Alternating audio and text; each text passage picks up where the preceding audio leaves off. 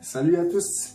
Alors, on est tous d'accord avec les scientifiques du monde entier comme quoi le cerveau de l'être humain est très perfectionné et très complexe.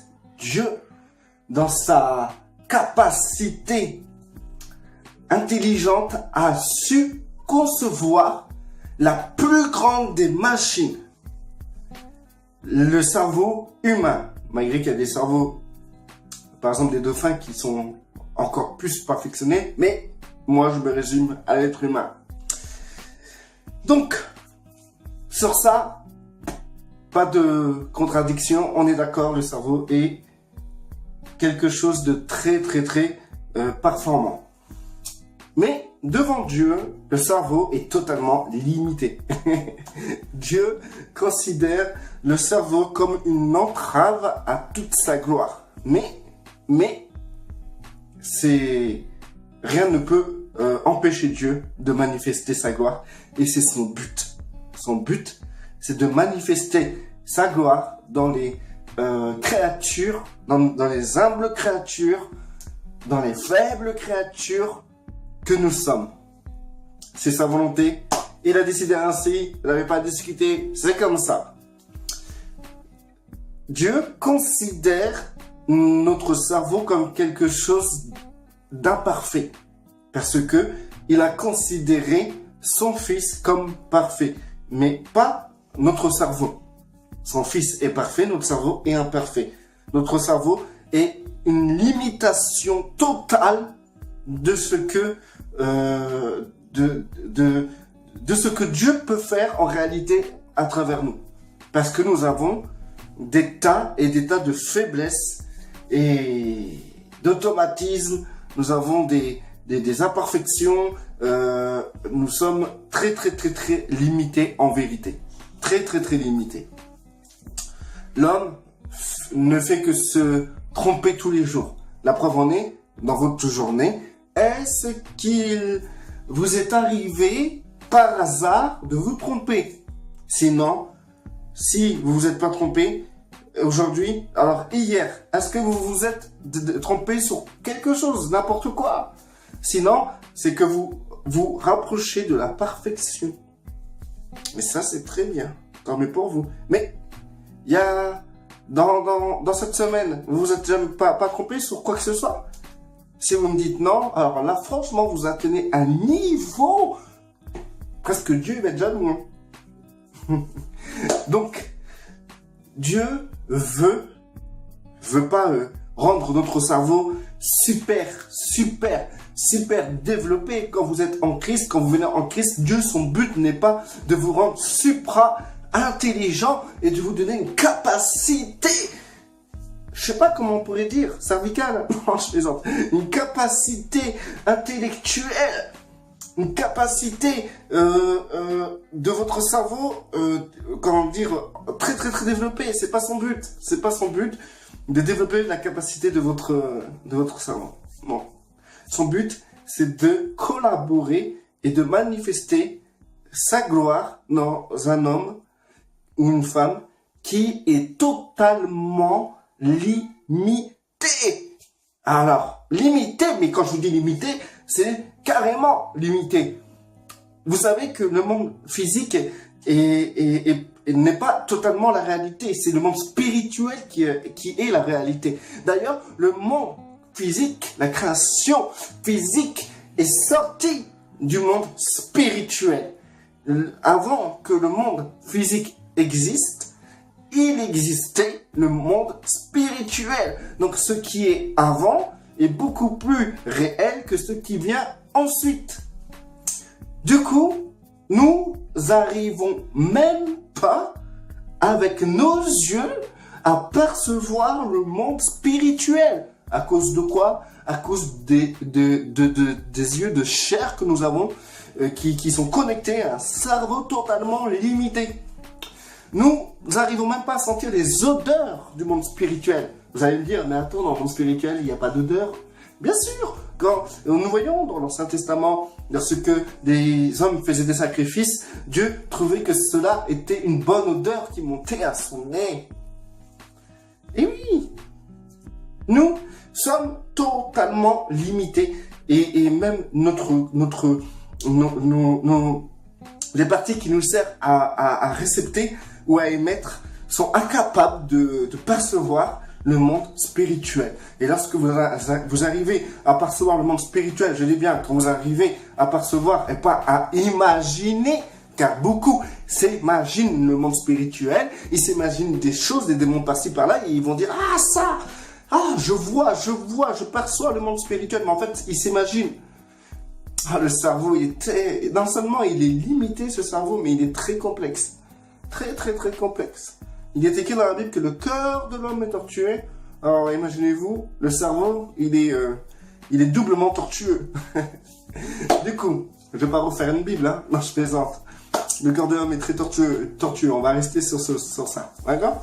Donc, alors, nous pouvons comprendre que Dieu a réussi son pari. Manifester toute sa gloire à travers un homme qui a un cerveau totalement limité, qui a des yeux totalement... Même si ça vous arrive de voir des trucs, des tests sur YouTube, on peut voir des tests, etc. sur le fait que nos yeux repèrent certaines choses. Et on peut voir que on est souvent trompé, même dans le monde physique, on est trompé. Donc imaginez-vous, déjà dans le monde physique, on arrive à être trompé, on voit un truc, mais en fait c'est pas ça. Et alors imaginez-vous de cette étape-là jusqu'à percevoir la réalité spirituelle. On a du choix. Si c'est pas Dieu qui nous permet de voir avec nos yeux spirituels, on perçoit rien du tout. Parce que notre organe sert de limitateur. Nous sommes totalement limités. Dieu aurait pu nous donner une plus grande intelligence. Mais vous savez, le problème, c'est que même parmi les chrétiens, surtout parmi les chrétiens, parce que je m'adresse aux chrétiens, en fait, les personnes avec leur humble intelligence, leur mini-intelligence, ils se croient déjà puissants. Alors imaginez-vous si Dieu nous aurait donné une hyper-intelligence, super grande intelligence. Alors là, ces gens-là, ils se sentiraient même pas... Ils auraient même pas entendu d'atteindre l'âge de 3 ans avant de se proclamer eux-mêmes Dieu. Et oui, c'est la vérité, c'est la vérité. Merci Seigneur d'avoir procédé de cette manière-là. Nous voyons parmi nos enfants, quand ils sont tout petits, ils perçoivent la réalité au fur et à mesure que leur cerveau grandit. Un enfant ne sait pas parler avant l'âge de 1 an, parce que la partie du cerveau qui est le langage n'est pas encore développée à son maximum. Donc, l'enfant ne sait pas marcher avant parce que la partie motricité de son cerveau n'est pas développée. Donc, une fois que ces parties se sont développées, l'enfant peut se permettre, l'âme est assez libre pour pouvoir s'exprimer à travers le corps. Donc, nous voyons même l'étape de l'évolution de notre cerveau au fur et à mesure de notre âge. Et imaginez-vous, un adolescent de 16 ans qui se croit meilleur que ses parents n'a pas son cerveau constitué complètement. Imaginez-vous.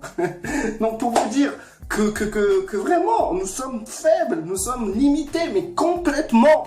Et donc, nous voyons aussi dans nos relations de tous les jours, nous voyons des gens...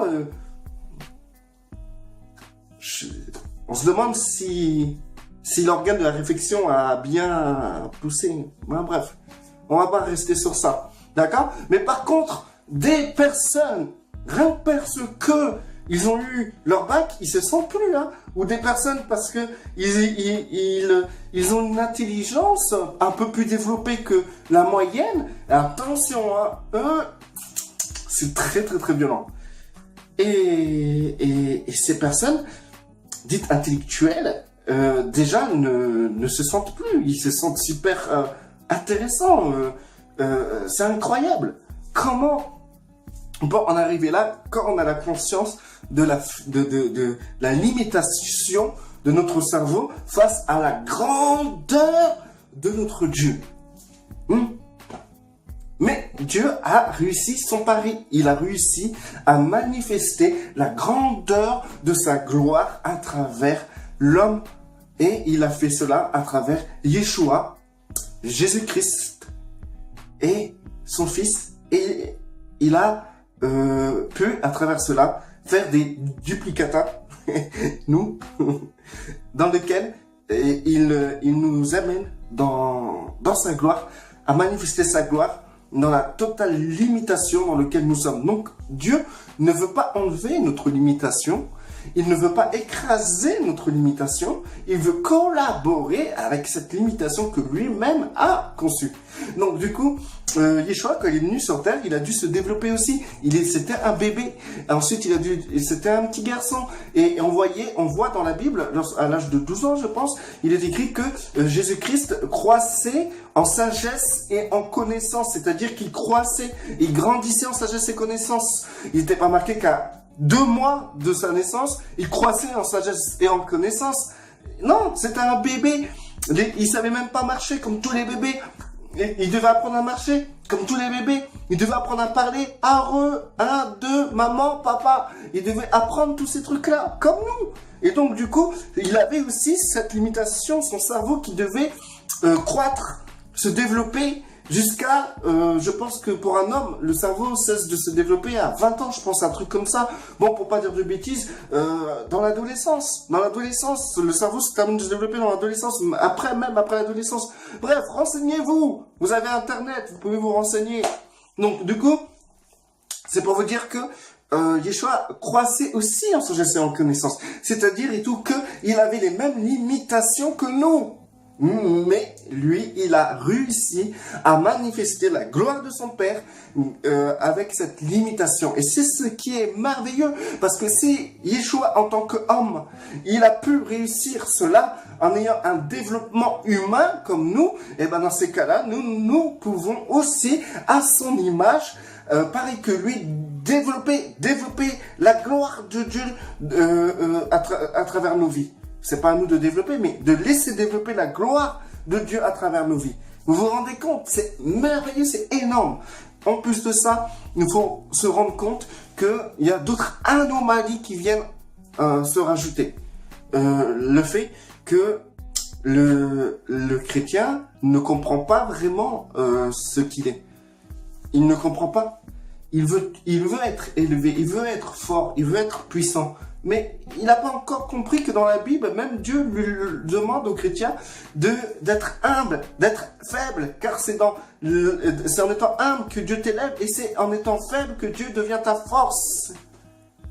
Il a choisi les pauvres de ce monde pour manifester sa gloire et confondre les riches de ce monde, ceux qui se croient forts. Vous vous rendez compte? Il a choisi les nuls pour vous dire que notre Seigneur, notre Dieu, ne veut pas se glorifier à travers des personnes qui sont carrément dans une illusion, mais ils sont taris, quoi, dans une illusion carrément éloignée de la réalité, quoi. Il y a un écart entre ce que eux, ils pensent être et ce qu'ils sont vraiment, quoi. Et l'écart, il est énorme. Ces personnes-là se croient être, mais en vérité, ils ne le sont pas. Et dans le monde chrétien, c'est pareil. C'est ce qu'on demande à Dieu. On demande à Dieu d'améliorer nos performances. On demande à Dieu d'améliorer notre capacité, d'améliorer notre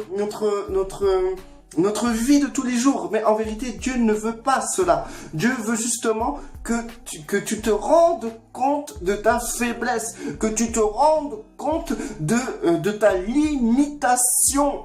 Et tant que tu te rends pas compte de ta limitation, c'est que tu as un écart par rapport à ton comportement, à ce que tu es vraiment.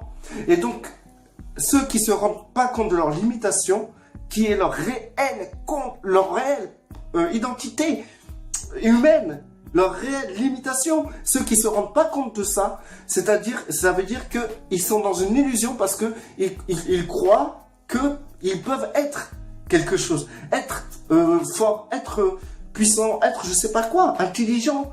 Mais non, regarde ton cerveau, c'est rien. Ton cerveau, c'est rien. Un coup dans la tête, t'es plus rien. Vérité, tu te connes, boum, t'es plus rien. C'est la vérité. Tu es limité, limité, limité, limité, limité. Mets-toi ça dans ta tête. Et une fois que tu auras réussi à mettre cela dans ta tête, je t'applaudis. Et aussi, tu pourras goûter à la plénitude de Dieu, car c'est dans ta limitation que Dieu est ta plénitude. Comme c'est dans ta faiblesse que Dieu est ta force. C'est quand tu es humble qui t'élève. C'est comme ça, c'est une loi. Et surtout, c'est une réalité. Hein. C'est vrai, franchement, il y a une armée de démons qui est à côté de toi. Toi, tu marches, tu continues à manger, à regarder à la télé, tu t'aperçois même pas de ce phénomène-là. T'es faible, mais complètement, quoi. Tu crois que avec ton cerveau et les organes qui te permettent de faire fonctionner ce cerveau, ou les organes que le cerveau arrive à faire fonctionner, tu es quelqu'un, tu peux être bien, tu peux être fort, tu peux être puissant, mais tu es dans un délire. C'est vrai, regarde, qu'est-ce qu'il faut pour un homme pour mourir? Pas grand chose, hein, celui qui traverse une route. C'est vrai. Que voulez-vous que je vous dise de plus? Restez bénis.